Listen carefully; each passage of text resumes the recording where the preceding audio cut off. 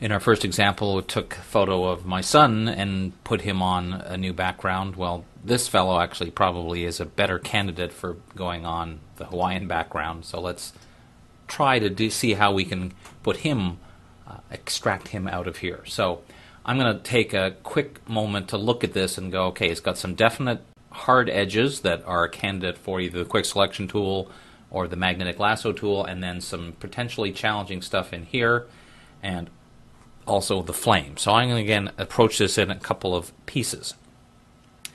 At this point, looking at it right away, select color range as an example, something that's not going to really help me because there's too many range of colors. I might use it a little bit later, but for right now, I'm going to focus on the parts that are easy to select. So easy is, of course, a relative term. So let's, first of all, just take the quick selection tool and see what kind of result we get, just trying to get not that part. And again, remember, I'm kind of viewing this like try and get me close, and I'll get it better as I go. So let's get rid of this middle part here. That's pretty good. At this point, I might switch to the magnetic lasso tool, hold down the shift key, and make sure I get these extra pieces selected. Go to my regular lasso. I'm just holding the shift and pressing the letter L for lasso to try and get rid of the parts that I don't want in here. Remember that same idea of looping around. Well, let's zoom in a little bit so it's a little easier to see what we're doing. Shift key to add in parts that we didn't get, and then Option or Alt to take away the parts that we have selected that we don't want. And what I would periodically be doing is pressing Q for quick mask to take a closer look and see what we've got. So we want this part selected, and we also want this area selected. So once again, holding down the shift key, there's a little tiny piece there that I want to include, and don't want that area selected. I went a little too far. Something like that. That's looking pretty good there. Oops. I want to take this away from the selection, and honestly that's what happens sometimes. You have to sort of do it and go, oh wait a minute, that's not what I had in mind, because you need, especially when you're zoomed in, you forget, am I adding or taking away? But that's okay, because as long as you hold down one of the two keys, you can keep fine-tuning it. That all looks pretty good up there. I'm going to ignore that busy information till later. But I do want to try and add this part. Again, I'm going to save that part for later, so that's looking pretty good, I think. Let's hit Q for quick mask. Yeah, I missed a little bit over here.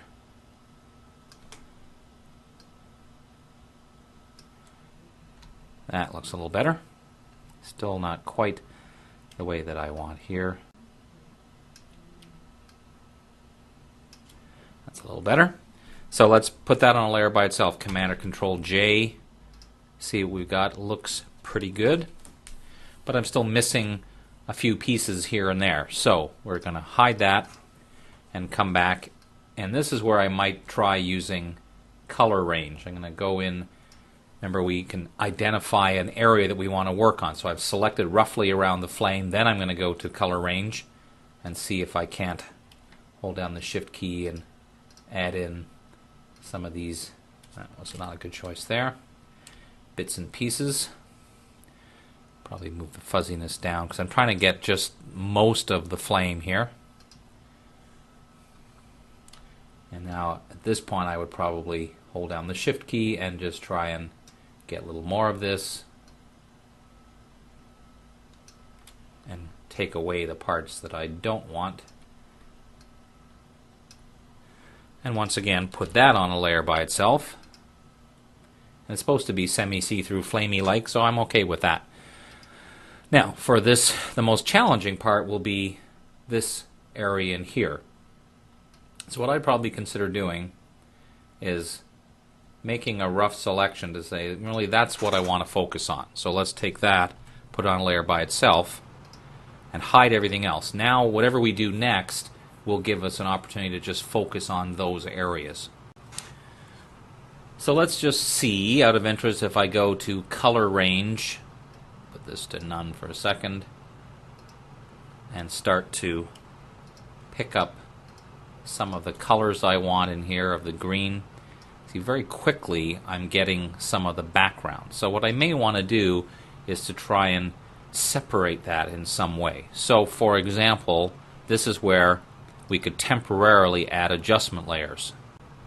In one of the bonus movies I showed you how you can change the color of something. Well, this might be a case where changing the color to get it further away from the background might be an interesting option. So let's go to some color, then click on the green, and we're going to push the lightness slider to try and make it black.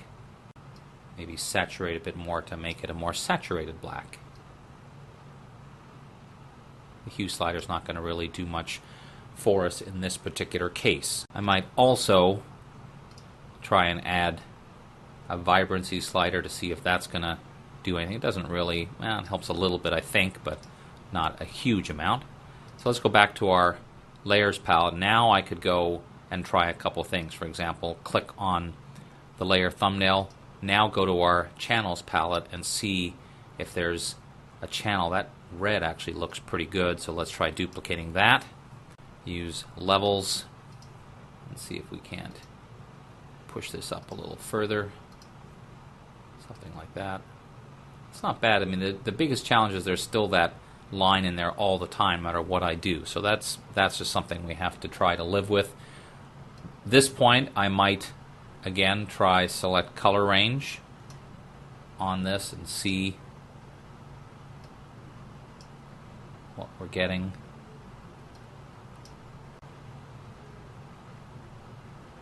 That's actually not too bad. I don't worry, I'm really looking at the edges of these leaves. I'm not looking at the interior portions.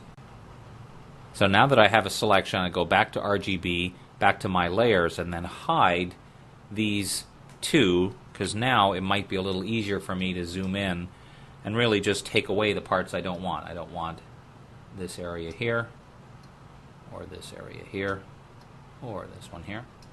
But I do want all these kind of interior areas of all the leaves.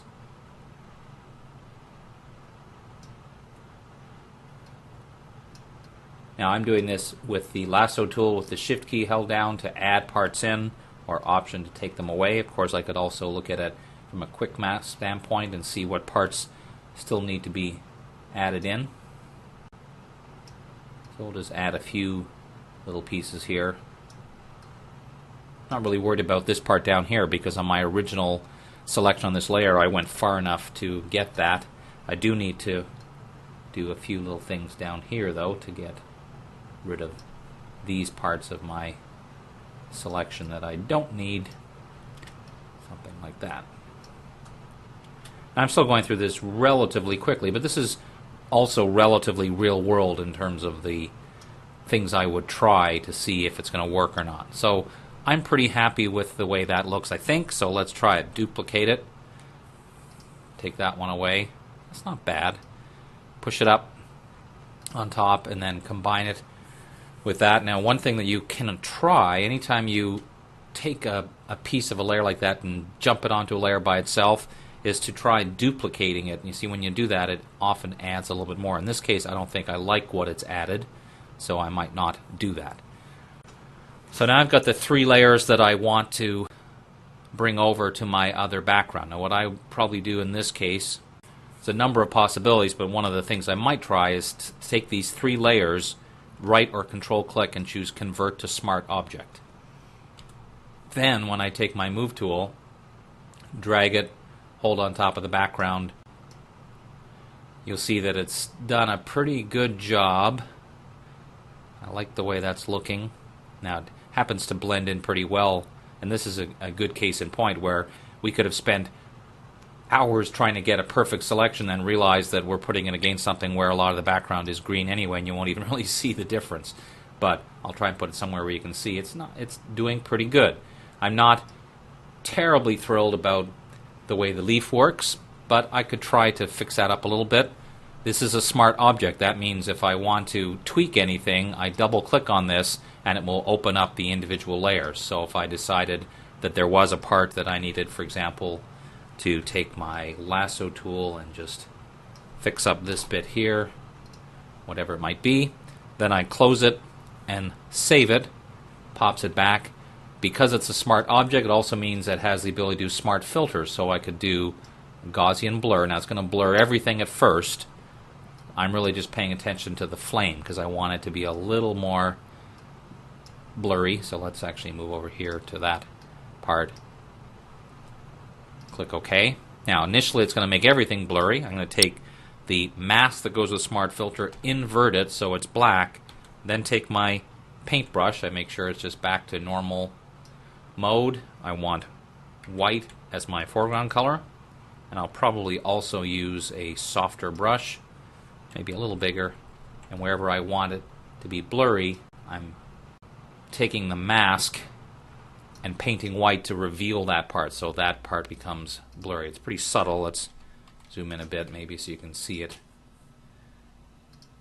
See, there's a pretty artificial edge, doesn't look that great, and now with that blur, it just helps kind of blend it in a little bit. That's another example of the kind of approach I would take, is consider several tools, but also always be thinking of the end result. I want to end up with a selection which is really good, so when I position whatever it is I'm doing in some other photo, it looks realistic, and I can always tweak it further.